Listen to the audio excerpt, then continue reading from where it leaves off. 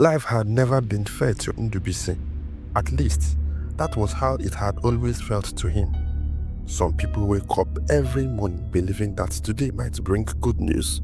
Ndubisi stopped believing that kind of thing a long time ago. Testimony were for other people. People whose story were always shared in churches and on social media. People who said things like, God did it suddenly. For Ndubisi, nothing had ever happened suddenly, except problem. From the day he stepped into the city, life had been one long struggle.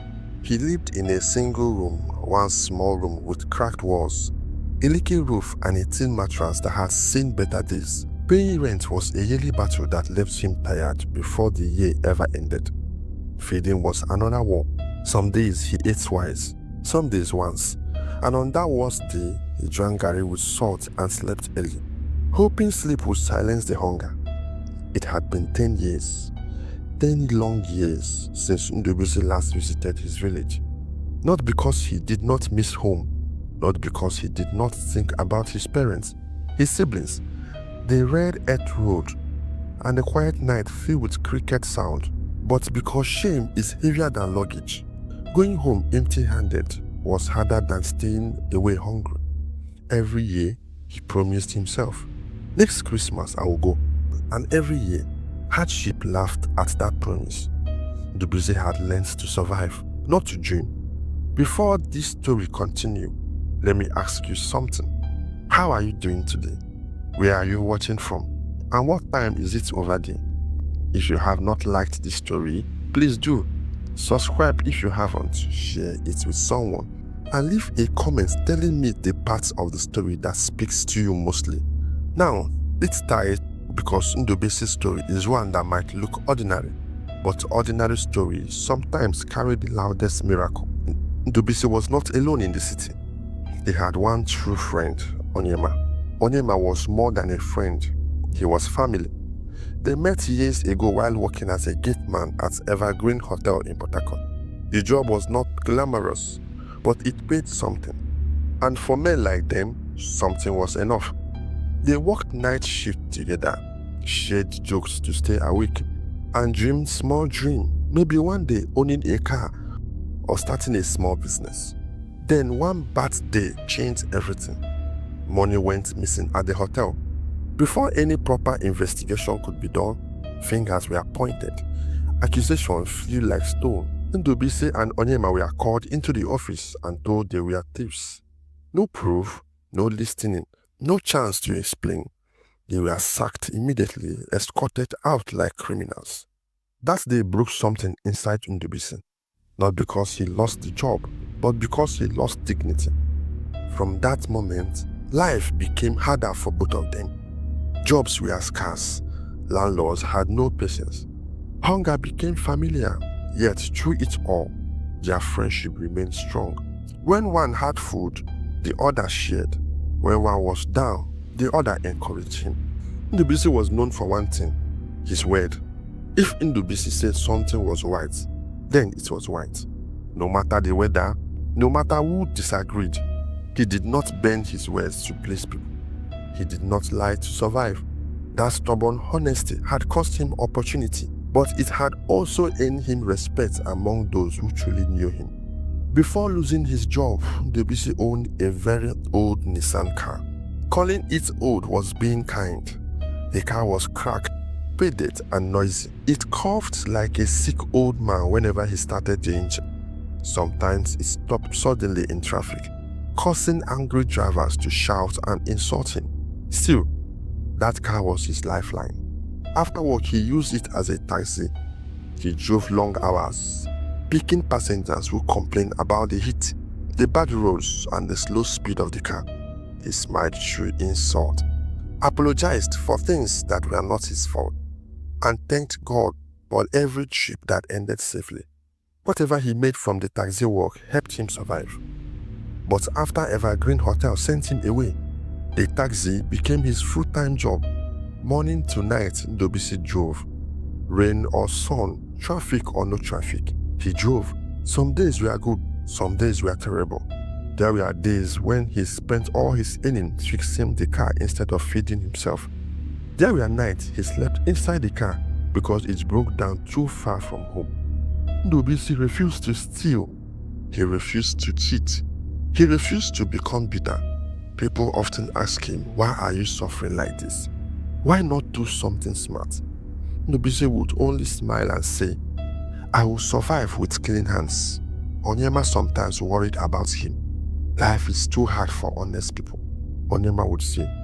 Ndubisi would reply, maybe, but I want to sleep with peace.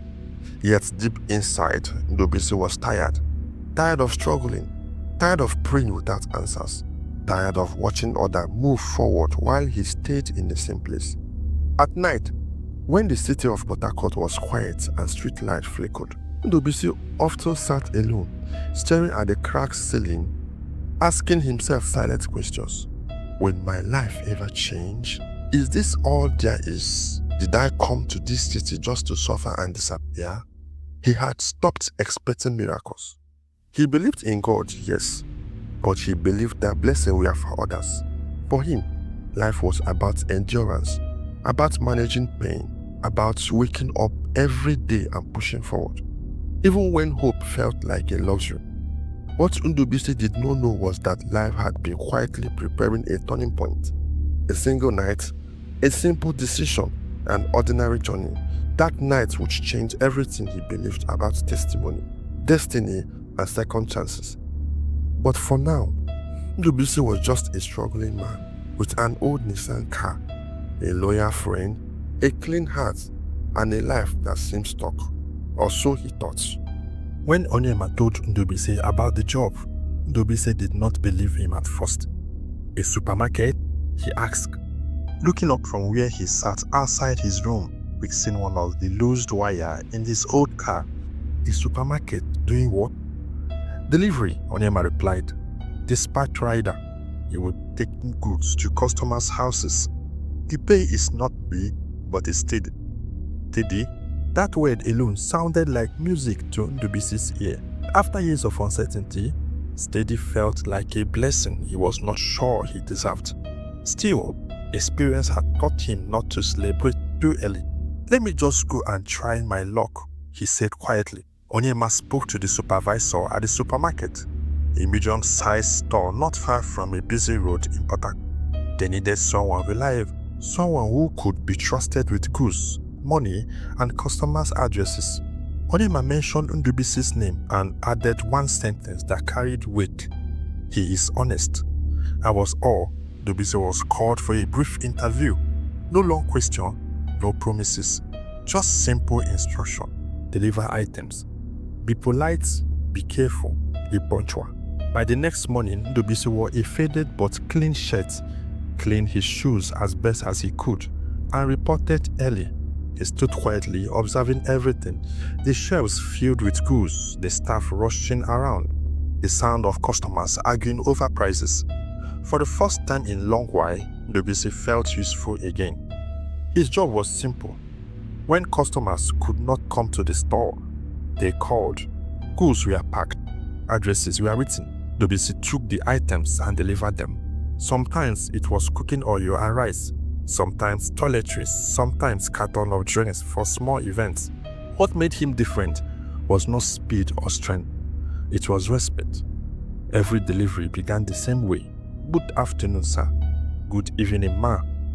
Even when customers were rude, even when they spoke down on him because of his uniform or his old delivery bike, Ndubisi greeted them with calm eyes and a soft voice. He waited patiently as they counted their items. He thanked them when they paid. He wished them a good day before leaving. Some customers note, "You are very polite," a woman once said, surprised. Ndubisi smiled. Day after day, he walked. Morning deliveries, afternoon traffic, evening rush. Sometimes rain soaked his clothes, sometimes the sun burned his skin.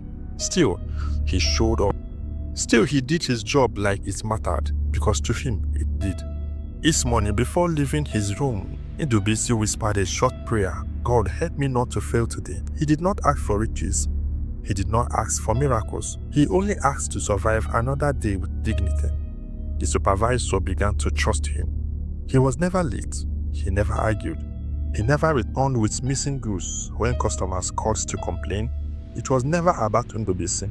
In fact, some customers started requesting him, send that respectful rider, the tall, quiet one, the man that always greet.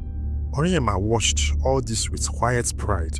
You see, Onyema said one evening as they walked home together, "Your life is not useless." Ndubisi chuckled. "I'm just doing my work." But deep inside, something was changing. Not big, not loud, just small hope. The road became familiar to him, the potholes, the shortcuts, the streets that flooded easily. As a dispatch rider, Ndubisi learned patience. He learned how to balance speed with safety. He learned how to keep calm when drivers insulted him or when customers delayed payment. Every delivery was a reminder that his life was still moving, even if slowly. At first, when he returned home tired, he sometimes sat quietly and thought about how far he had come. He was still struggling. Yes, rent still waited, hunger still knocked, but at last he was not completely stuck.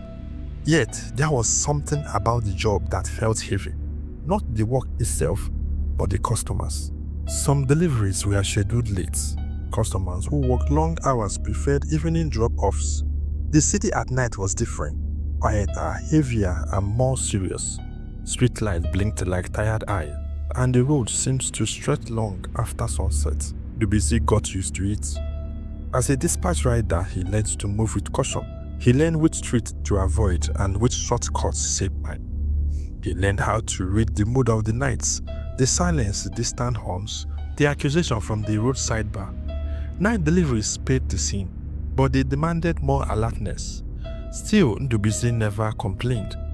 He treated every delivery the same way, morning or nights. Respect first, patience always. Whether the customer lived in a fine estate or a quiet compound with one dim light hanging outside, Ndubisi greeted them politely and waited until they were satisfied. Over time, something unusual began to happen. One particular customer started requesting him. At first, Ndubisi did not notice. A delivery here, another one there, same address, same name. Then it became more frequent. "Send Ndubisi," the customer would say whenever she called the supermarket. "If he's not around, I'll wait." The supervisor mentioned it casually one afternoon. "That woman likes her," she said. "She always asks for you." Ndubisi only smiled. "Maybe because I don't rush." The customer lived in a quiet part of the city. Her house was neat, well painted, and calm. Too calm for a busy road around it. Each time Ndubisi arrived, she welcomed him politely. Sometimes with a smile, sometimes with a simple nod. "Good evening, ma," Ndubisi would say. "Good evening, Ndubisi," she replied, already knowing his name. Many times the items were heavy. Bag of rice, carton of drinks, cooking oil, and each time Ndubisi offered to help. "Let me carry it inside for you, ma." She never refused. She would carry the goods into the house, set them down where she pointed, and wipe the sweat from his face, collect his delivery information, and leave. Sometimes she thanked him more than necessary. Sometimes she asked if he was tired. Sometimes she would offer him water. Ndubisi saw nothing strange in it. To him, it was just good manners, just kindness, just the way he was raised. What Ndubisi did not know was that his humility was slowly opening a door he could not see. His innocence made him comfortable. His respect made him trusted. His consistency made him familiar. And familiarity, when mixed with silence, can hide intentions. Each time he left that house, Ndubisi would ride off thinking only of the next delivery, the next day's work, the next problem to solve. He never imagined that someone was watching him closely, not as a delivery man, but as a person. He did not know that something was forming quietly behind those polite smiles and routine requests.